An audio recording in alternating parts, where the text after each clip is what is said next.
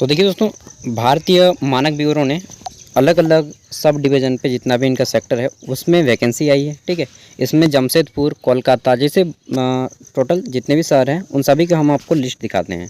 तो चलिए ये वैकेंसी के बारे में बात कर लेते हैं। सबसे पहले हम लोग जान लेते हैं कौन कौन से जगह से ये वैकेंसीज आई है। ठीक है, तो सबसे पहले आप लोग एरिया देख लीजिए। पहला है कोलकाता। ठीक है, यहाँ से आपके दो दो करके 4 वैकेंसीज हैं।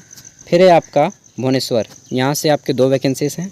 फिर आपके गुवाहाटी, यहाँ से आपके 2 वैकेंसी हैं। नेक्स्ट है आपके जमशेदपुर, यहाँ से 2 वैकेंसी है।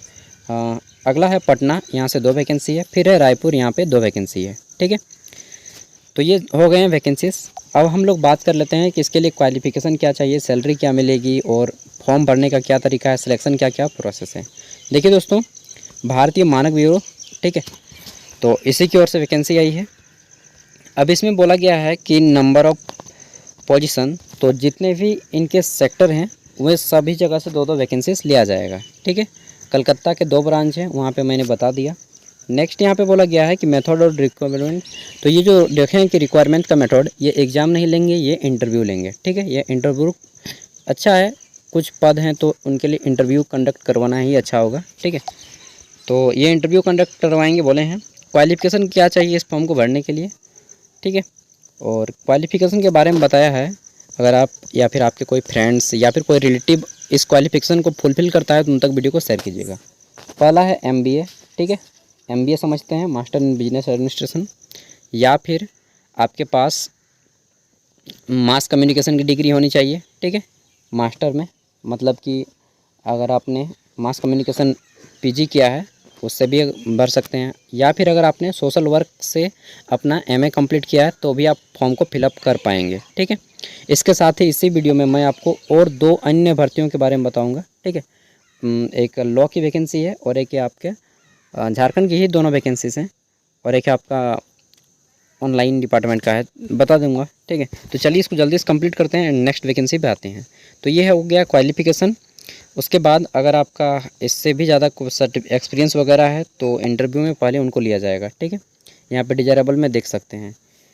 आगे देख लेते हैं, तो यहाँ पे जॉब डिस्क्रिप्शन दिया गया है कि किस टाइप से आपको यहाँ पे काम करना होगा।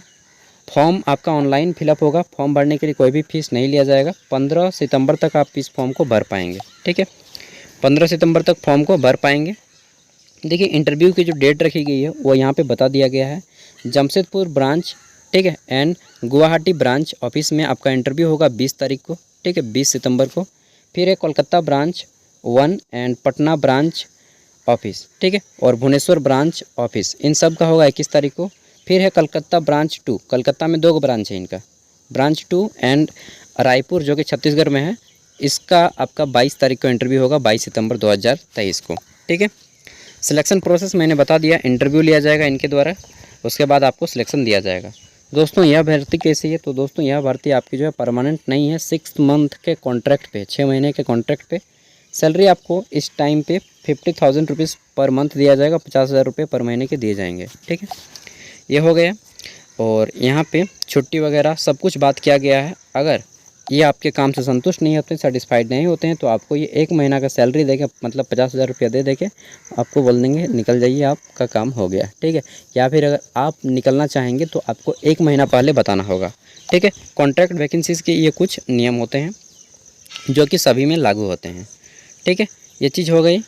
और यहाँ पे फॉर्म भरने के लिए आपको ऑनलाइन फॉर्म फिलअप करना होगा। फॉर्म भरने का कोई भी फ़ीस नहीं लिया जा रहा है इनके द्वारा, जैसे कि यहाँ पे बोला गया है एप्लीकेशन फ़ीस, तो यहाँ पे नो बोल दिया है, no fee is required to be paid by the applicant. ठीक है, तो फ्री में है। अगर आप इस क्वालिफ़िकेशन को फुलफ़िल करते हैं तो अप्लाई कर दीजिए, और आपको ऑनलाइन करने के बाद इंटरव्यू में जाना होगा। ठीक है, ऑनलाइन करने के लिए क्या करना होगा, देखिए ये जितने भी आप देख रहे हैं, जैसे कि आप जमशेदपुर से अगर आप अप्लाई करना चाहते हैं तो HTTP, ठीक है, इसको कॉपी कर लीजिएगा, स्क्रीनशॉट ले लीजिए, और इसको जो है मैं बता रहा हूँ क्या करना है, इसको गूगल पे सर्च मारिएगा और यहाँ से आपको अप्लाई कर लेना है। ठीक है, जहाँ से आप लोग करना चाहते हैं उसी को आपको गूगल से सर्च मार के अप्लाई कर लेना है। ठीक है, अब चलिए हम लोग नेक्स्ट वैकेंसी की बात करते हैं। इसका PDF का लिंक वीडियो का डिस्क्रिप्शन में मिल जाएगा। देखिए, हमारी नेक्स्ट वैकेंसी है, यह है रांची की ओर से, झारखंड, गवर्नमेंट ऑफ झारखंड की ओर से, कि government of Jharkhand department of information technology, ठीक है। तो आईटी सेक्टर की वैकेंसी है, इसमें आपके 2 सीट है। पहला है आपका साइबर फॉरेंसिक कंसल्टेंट की वैकेंसी एगो है जनरल से, और दूसरी है एनालिस्ट की, ठीक है। तो एनालिस्ट की वैकेंसी है, यह भी आपके जनरल से एगो है। और सैलरी आपको देख रहे हैं, बाप रे 90,000 पर मंथ है, ठीक है, 90,000 रुपया है। और यहाँ पे बोला गया है 90,000 दिया जाएगा, किसके लिए, तो आपका साइबर फॉरेंसिक कंसल्टेंट की जो एगो वैकेंसी इसमें, ठीक है। और दूसरा जो आपका है एनालिस्ट की, इसमें आपको 60,000 दिया जाएगा।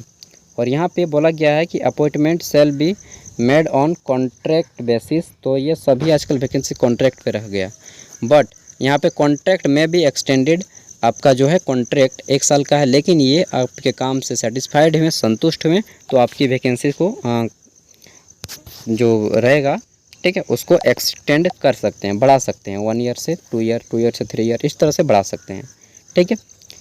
आगे देख लेते हैं। तो बोला गया है कि इस फॉर्म को भरने के लिए आपको ऑनलाइन फॉर्म फिलअप करना होगा। और यहाँ पे साइबर फॉरेंसिक कंसल्टेंट की जो क्वालिफिकेशन रखी गई है वह रखी गई मिनिमम आप लोग को बैचलर होना है, ठीक है, बैचलर इंजीनियरिंग इन आईटी या फिर कंप्यूटर साइंस या फिर इक्विवेलेंट फ्रॉम रिकॉग्नाइजिंग इंस्टीट्यूट, ठीक है।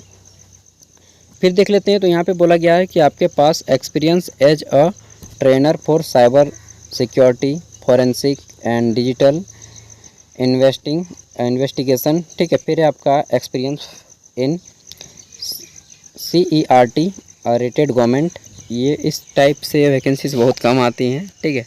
चलिए जो भी है। और जो आपका है एनालिस्ट की, इसमें बोला गया है कि आपको बी या बीटेक या फिर CE या फिर ECE, इतने सारे क्वालिफिकेशन है कि मैंने नाम भी नहीं सुने।